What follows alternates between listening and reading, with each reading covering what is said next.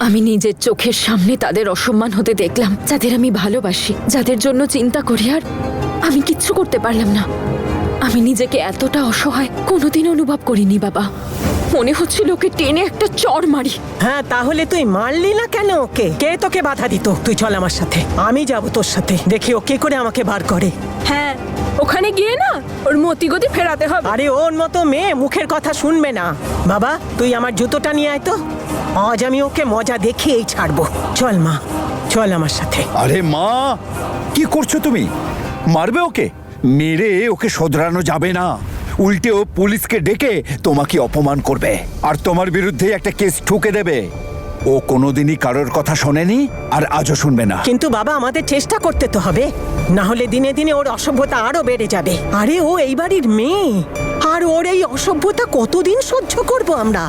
দাদা, ও যেভাবে আজ সোনু বৌদিকে বাড়ি থেকে বার করে দিল, কে জানে যদি কোনোদিন আমাদের দুই বোনকেও বার করে দেয়।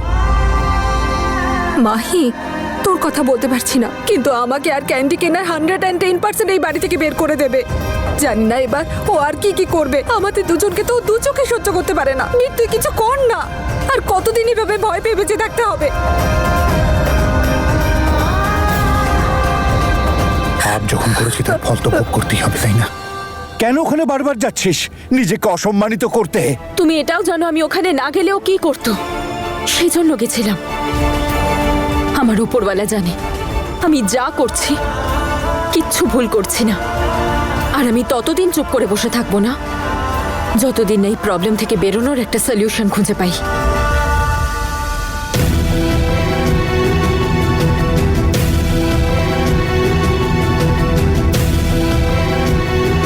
যা। তনুই তো একটা দরজা ছিল আমাদের জীবনে, যে আমাদের জন্য আশার আলো নিয়ে আসতো। জেসমিন সেই দরজাটাও বন্ধ করে দিল। জেসমিন দিদি তোমায় বাড়িতে ঢুকতে বারণ করেছে, তাই তো? কিন্তু কারোর সাথে দেখা করা তো আটকাতে পারবে না ও। কিন্তু নবরাজ, আমি ওই বাড়িতে না গেলে সবার সাথে দেখা করব কি করে? ঠিক যেমন আমি আমার টিচারের সাথে দেখা করতাম ক্লাসে না গিয়ে। তার মানে কি দিদি, online talking, video call bro. বা নবরাজ, তুই তো খুব স্মার্ট হয়ে গেছিস, তাই না? এটাই ঠিক হবে। আর এইভাবে সবার সাথে কথাও হয়ে যাবে, আর আমি জ্যাসমিনের উপরে নজর রাখতে পারবো যে কি করছে। কিন্তু এই প্রবলেমটার একটা পার্মানেন্ট সলিউশন তো বের করতেই হবে, কারণ এইবার জ্যাসমিন পুরো তৈরি হয়ে এসেছে।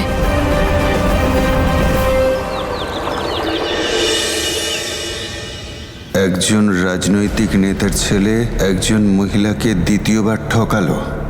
আমাদের বাড়ির ভেতরের কথা এবার খবরের কাগজেও ছাপাচ্ছে দেখছি। এমন কি লিখেছে গো এতে? এতে লেখা আছে যে দীপ সিং এর ছেলে বিয়ের নামে ফ্রড করছে। সে দ্বিতীয়বার একটা মেয়েকে বিয়ের প্রতিশ্রুতি দিয়ে ঠকিয়েছে। তোমায় উপরওয়ালা দিব্যি, তুমি এটা বলো না যে এগুলোও জ্যাসমিন করেছে।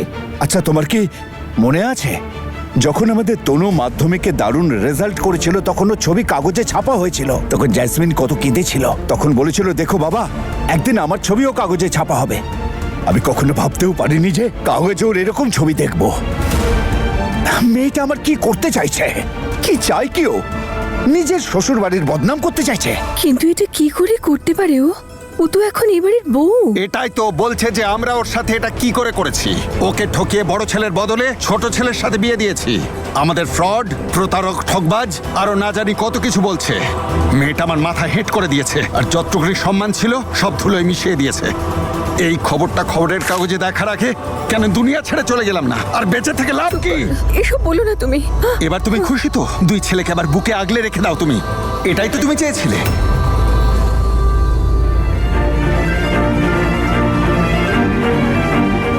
কি মনে হয় রে মা, এই সব জ্যাসমিন করিয়েছে নাকি অন্য কেউ? আর কে করাবে মা? বীরের এত খারাপ আর কে করতে পারে জ্যাসমিন ছাড়া? তাছাড়া সম্পর্ককে সম্মান করে না কেউ। বেচারা বীর। আমার মনে হয় না বীর এই খবরটা পড়েছে। এতক্ষণে তো খবরটা সবাই জেনে গেছে। কে জানে বীর যখন ব্যাপারটা জানতে পারবে ও কি করবে? কে জানে ওর কলেজেই বা কি হচ্ছে? বীর সিং!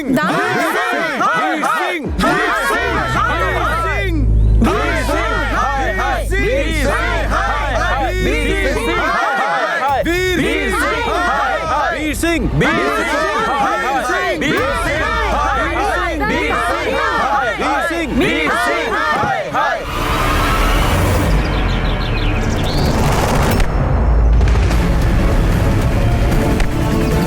আরে আরে দাদা,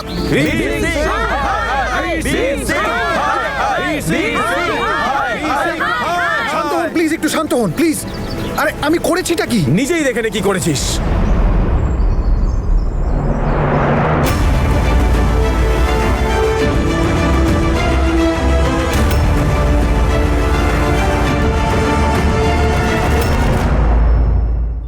কেন রেখেছেন আপনারা এরকম টিচার কলেজে? বার করে দিন ওকে। বীর সিং দেখুন প্লিজ প্লিজ আমার কথাটা শুনুন। এই যে জিনিসগুলো লেখা আছে না, এগুলো সত্যি নয়। ম্যাম, এটা আমাকে একটা কথা শোনো, তোমাকে এই মুহূর্তে এই কলেজ ছাড়তে হবে, বুঝেছেন মিস্টার বীর সিং?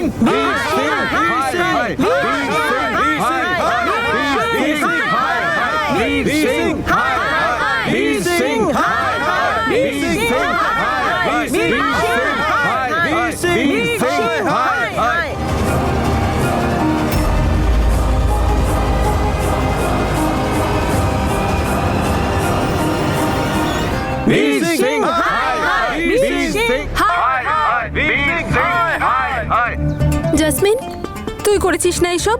অফকোর্স। তোর মজা হলো না দেখে? দেখ একবার কি দারুণ ফটোটা দিয়েছি আমি। সত্যি আমি কিন্তু ফেমাস হয়ে গেছি বল।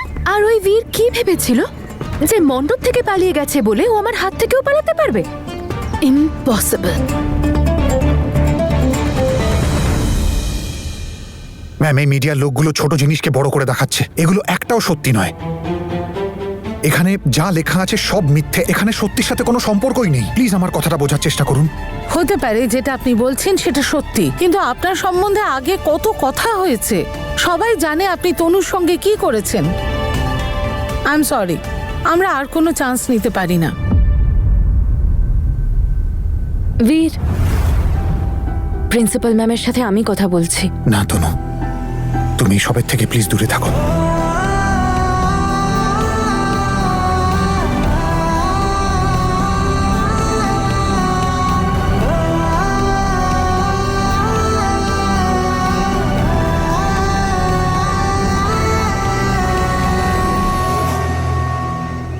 বীর, তুমি এভাবে কেন হার মানছো?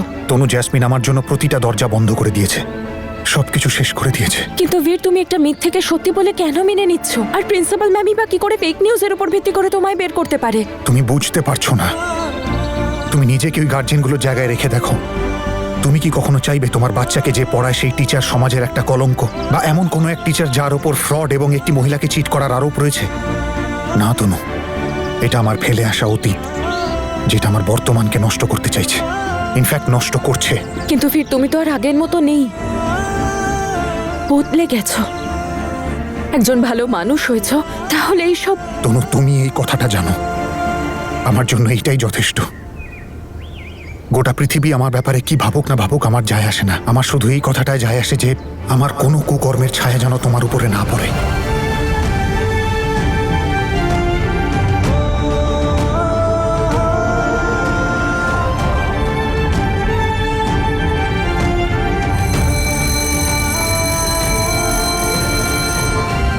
নিজের খেয়াল রেখো।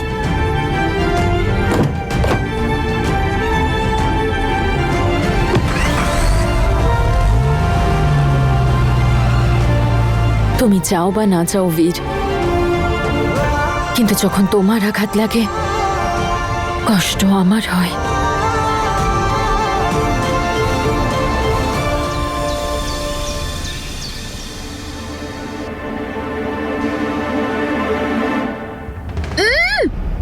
এটা কি রান্না করেছেন শাশুড়ি মা আপনি? গোটা নুনের কৌটোটা ঢেলে দিয়েছেন রান্নায়। ইস বাবা, ভুলেও বাবাকে খাইয়ে দেবেন না এই খাবারটা, না হলে সবাইকে আবার ডাক্তারের কাছে ছুটতে হবে ওনাকে নিয়ে।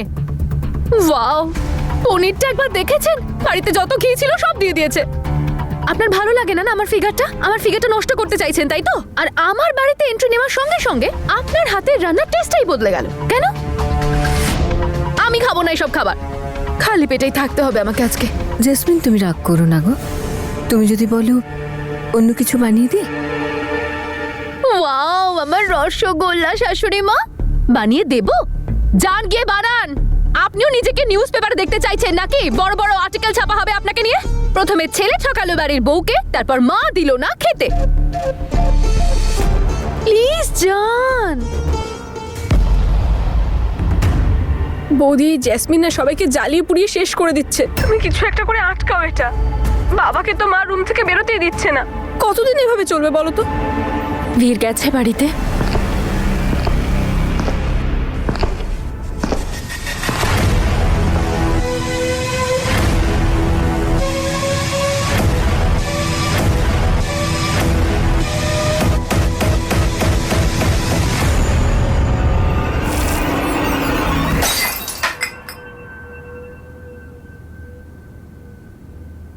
পেয়েছো শান্তি এটা করে?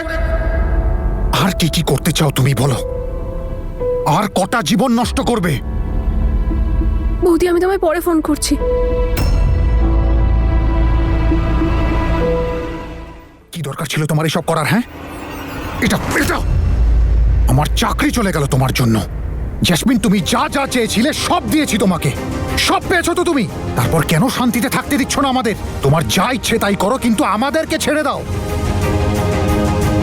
সবার সত্যিটা তো জানা উচিত, তাই না? আমি তো শুধু সত্যিটাই বলছি। আর যদি তোমার মনে হয় এসব ভুল, তাহলে এসব আটকাও না, আমিও দেখি। ঢোল পিটিয়ে সবাইকে সত্যি বলার খুব শখ হয়েছে না তোমার? নিজের বাড়ির মান সম্মান নিয়ে সমাজের কাছে এইভাবে ছিনিমিনি খেলছো। ভুল। আমি তো মজা পাচ্ছি তোমার এরকম অবস্থা দেখে।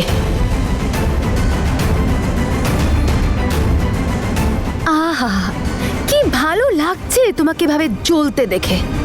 একদম handsome, hot. Shame on you, Jasmine. Shame on you. Excuse me, তোমার চাকরি গেছে তোমার অসভ্যতামির জন্য। এতে আমার কোথাও কোনো দোষ নেই, তাই আমাকে দোষ দেওয়াটা বন্ধ করো। আর ঠিক এইভাবেই ছটফট করছিলাম আমি যখন এয়ারপোর্টে আমার চোখের সামনে আমার পাসপোর্টটাকে পুড়িয়ে ছাই করে দেওয়া হয়, আমার স্বপ্নটাকে পুড়িয়ে দেওয়া হয়, আমার আনন্দটাকে জ্বালিয়ে দেওয়া হয়। আর তোমার কি মনে হয় তুমি কেন এত ছটফট করছো সেটা বুঝতে পারছি না আমি? হ্যাঁ, এই নিউজ পেপারের রিপোর্ট, তোমার কলেজ থেকে বেরিয়ে যাওয়া, এগুলো নয় তোমার যন্ত্রণার কারণ। তনুর সঙ্গে দেখা না করতে পারাটা তোমার কষ্টের কারণ। অনেক ফুর্তি করে নিয়েছো ওর সাথে, অনেক হয়ে গেছে পার্টি, অনেক হয়ে গেছে পিকনিক, অনেক হয়েছে সেমিনার, কিন্তু এবার ব্যাস। না তুমি আর ওর কলেজে যাবে, না তোমার ওর সঙ্গে আর দেখা হবে।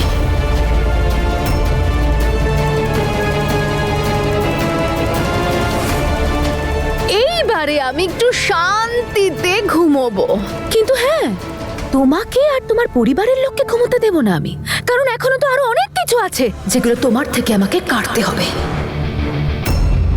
তুমি শুধু দেখতে থাকো যে এরপর তোমার হাত থেকে আর কি কি ফসকে যায়।